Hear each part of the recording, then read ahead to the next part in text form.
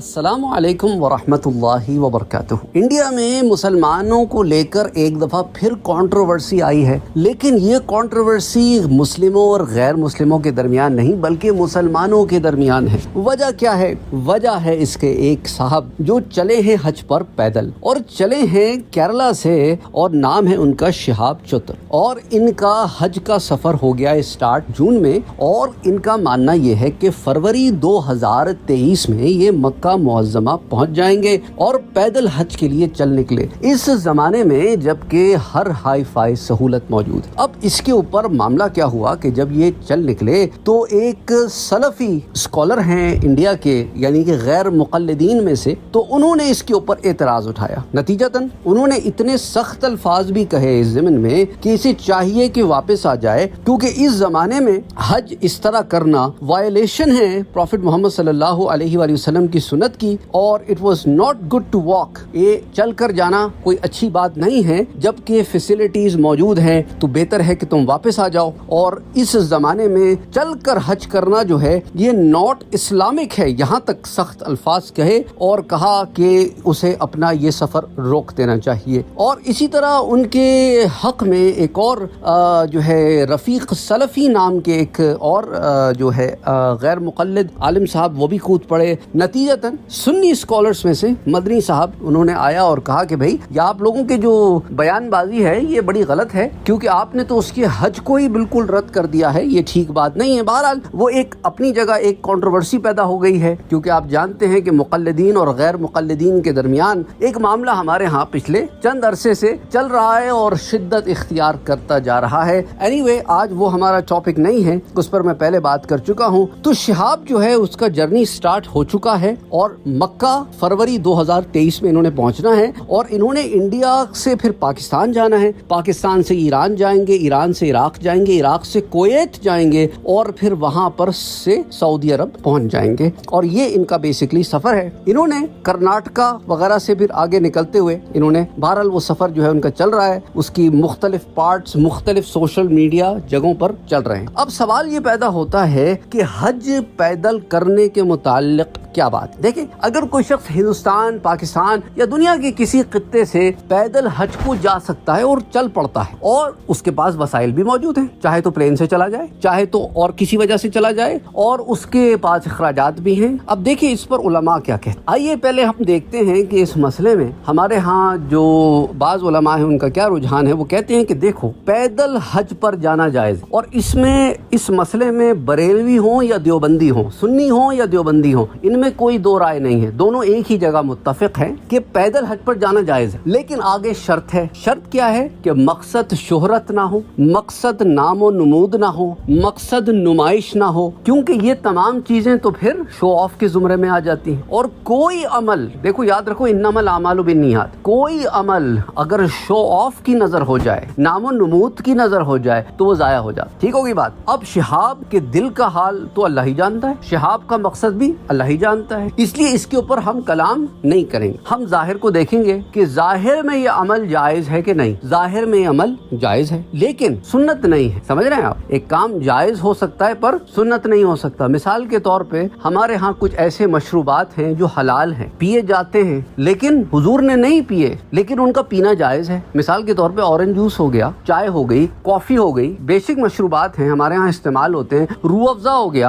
पीना जायज है लेकिन सुन्नत नहीं है। तो इसी तरह हज पर ये पैदल जाना जायज है पर सुन्नत नहीं है। इस पर तो कोई दो राय है ही नहीं ना। ठीक है। और हुजूर सल्लल्लाहु अलैहि वसल्लम ने ना पैदल हज किया और ना ही पैदल हज करने की तरगीब भी दी। उसकी वजह क्या है? क्योंकि हुजूर सल्लल्लाहु अलैहि वसल्लम नबीउर रहमा है। समझ रहे हैं आप रहमतुल लिल आलमीन हैं। आपको पता है कि उम्मत में फिर ऐसे लोग भी होंगे जो अपनी जानों पर अपने कैपेसिटी से ज्यादा सख्त हो जाएंगे। हर एक के तकवे का मयार अलग अलग होता है, तो उस उम्मत को बचाने के लिए आपने इसकी तरगीब ही नहीं दी और ऐसे दुश्वार कामों से मना फरमाया कि अपनी जान को हलकान में मत डालो। अब आ जाएं कि इसको जायज कहने का जवाज क्या है। जायज कहने का जवाज इसका कुरान करीम है। आप कहेंगे वो कैसे? देखिए जी, अगर आप सूरतुल हज उठा के देखें, उसकी आया नंबर 27 उठा के देखें, उसमें क्या आता है? अल्लाह अज़्ज़ व जल इरशाद फरमाता है, वअज़्ज़िन फ़िन्नासि बिलहज्जि यअतूका रिजालन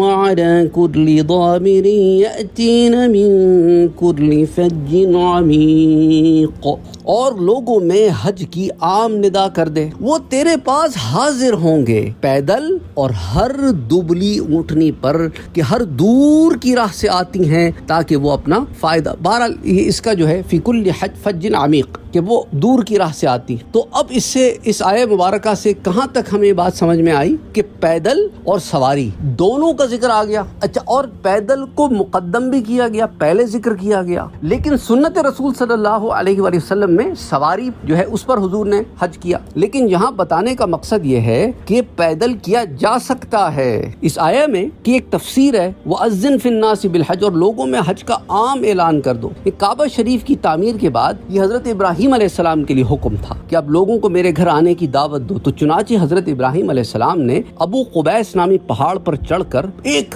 آواز لگائی، ایک ندا دی کہ بیت اللہ کا حج کرو۔ جن کی قسمت میں حج کرنا لکھا تھا انہوں نے اپنے باپوں کی پشتوں اور ماؤں کے پیٹوں میں سے بھی جواب دیا لبیک اللہم لبیک، یعنی میں حاضر ہوں، اے اللہ میں حاضر ہوں۔ حضرت حسن کا قول ہے کہ اس آیت اذن میں حضور صلی اللہ علیہ وآلہ وسلم کو خطاب ہے، چنانچہ حجۃ الوداع میں آپ نے اعلان کر دیا اور ارشاد فرمایا کہ اے لوگوں، اللہ نے تم پر حج فرض کیا تو حج کرو۔ اور یہ تفصیل جو ہے تفسیر المدارک میں موجود ہے اسی آیہ مبارکہ کے تحت، پھر تفسیر خازن میں بھی موجود ہے اس آیہ مبارکہ کا۔ اب یاتو کا رجالن پہ آ جاتے ہیں، تمہارے پاس پیدل آئیں، یعنی جب آپ لوگوں میں حج کا اعلان کریں گے تو لوگ آپ کے پاس پیدل اور ایون بیکار سی سواری ہوگی نا، اس کی بیکار سواری کا ذکر کیا، ہر دبلی اونٹنی پر سوار ہو کر آئیں گے، یعنی ان کے پاس کوئی بیکار سی سواری ہوگی نا اس پر بھی آ جائیں گے، اچھی سواری ہوگی تو آئیں گے ہی آئیں گے، دبلی سے اونٹنی ہوگی اس پر بھی آ جائیں گے، پیدل بھی آ جائیں گے۔ جو دور کی راہ سے آتی ہیں اور کثیر سفر کرنے کی وجہ سے وہ اگر اچھی فروا اونٹنیاں بھی ہوں گی تو سفر کثیر کی وجہ سے دبلی ہو جائیں گی۔ تفسیر خازن میں یہ تفصیل بھی آ گئی۔ اچھا، اب آ جائیں اس آیت میں حج کے لیے پیدل آنے والوں کا جو پہلے ذکر کیا گیا ہے، اس سے کیا معلوم ہوا کہ پیدل حج کرنے بھی ایک فضیلت کا عمل ہے، بشرطے کہ نام و نمود اور شہرت کے لیے نہ ہو، وہ پہلے بتا دیا میں نے، انما الاعمال بالنیات، عملوں کا دار و مدار نیت پر ہے، ایکشنز ڈیپینڈ آن انٹینشن، ٹھیک ہوگی بات۔ اب اسی مناسبت سے یہاں مکہ مکرمہ سے پیدل حج کرنے کے دو فضائل، یعنی مکے تک آ گئے آپ، مکے سے پیدل حج کر رہے ہیں۔ اچھا، جن کے پاس مینز ہی نہیں ہیں وہ مکے تک بھی پیدل آ سکتے ہیں، تو پیدل آنے میں ممانعت نہیں ہے، لیکن اپنی جان کو زبردستی ہلکان کرنا جو ہے یہ کوئی پریفرڈ ایکٹ نہیں ہے، ریکمینڈڈ ایکٹ نہیں ہے۔ اگر آپ زبردستی اپنی جان کو ہلکان کر رہے ہیں، کوئی آپ ریکارڈ قائم کرنا چاہ رہے ہیں، یہ حج کوئی ریکارڈ قائم کرنے کی چیز نہیں ہے نا۔ اچھا، جہاں تک پیدل کی بات ہو گئی تو حضرت عبداللہ ابن عباس سے روایت ہے کہ میرے پیارے نبی صلی اللہ علیہ وآلہ وسلم نے فرمایا کہ جس نے مکے سے پیدل حج شروع، تو روایت میں مکے سے پیدل حج ہے، اپنے گھروں سے پیدل حج نہیں ہے، تو فرمایا حتیٰ کہ حج مکمل کر کے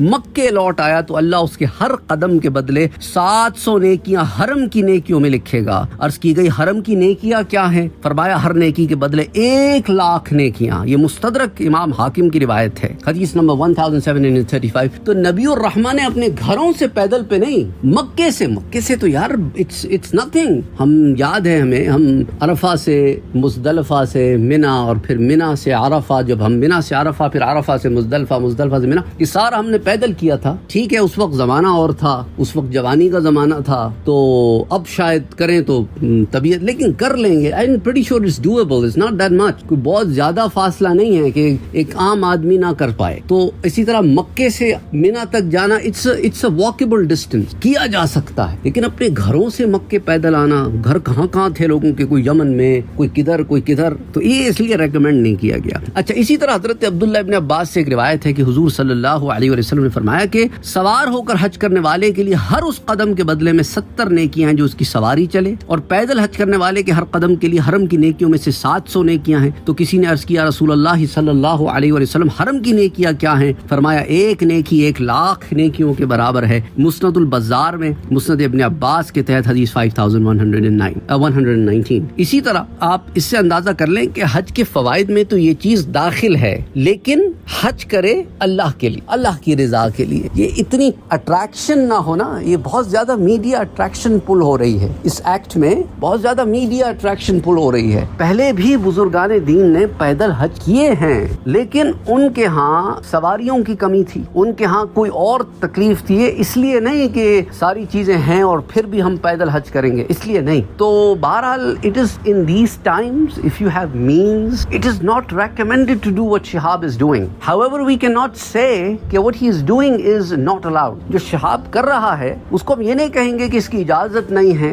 لیکن ہم یہ کہیں گے کہ اس کو ریکمینڈ نہیں کیا گیا. یہ طریقہ کار اس دور میں کہ آپ کے پاس مینز بھی ہوں نہ کریں. یہ تو وہی بات ہو گئی کہ بھائی کسی نے سائیکل پہ کیا تھا تو اب میں اس سے بڑا کوئی کام کروں پیدل, پھر کل کرا کو 2023 میں کوئی کہے گا کہ میں بیٹھ کے جاؤں گا, پھر 24 میں کوئی کہے گا میں لیٹ کے جاؤں گا. مطلب یہ تو ایک ایسا لامتناہی سلسلہ شروع ہو جائے گا. پھر کوئی کھڑا ہو جائے گا کہ بھائی شہاب نے تو 8 ماہ میں وہ مکے پہنچا تھا, میں 6 ماہ میں پہنچ کے بتاؤں گا. کوئی کہے گا کہ میں بھاگ کے بتاتا ہوں, یہاں سے مکے بھاگتا ہوں انڈیا سے. یہ تو ایک دوڑ شروع ہو جائے گی, تو اس کے اندر خیر کم اور شہرت نمود زیادہ نظر آتی. تو بہرحال یہاں پر مقصد یہ تھا کہ آپ کو یہ بتایا جائے اس پہ رولنگز کیا ہیں, اور شہاب کا اپنا کس پروسیس سے اس نے گزرنا ہے, اور اس کے اندر جو ہے بیسکلی ریکمنڈیشن کیا ہے, سنت کیا ہے, یہ طریقہ کار اس دور میں ٹھیک ہے نہیں ہے. اور دیکھو دین اسلام اپنے اوپر زبردستی اتنی مشقت کو طاری کرنا کہیں پہ بھی نہیں. اس لیے اب آپ دیکھیں گے کہ باقی جو ادیان ہیں اس میں عجیب و غریب سی رسومات ہیں کہ مندر کی 1300 سیڑھیوں پہ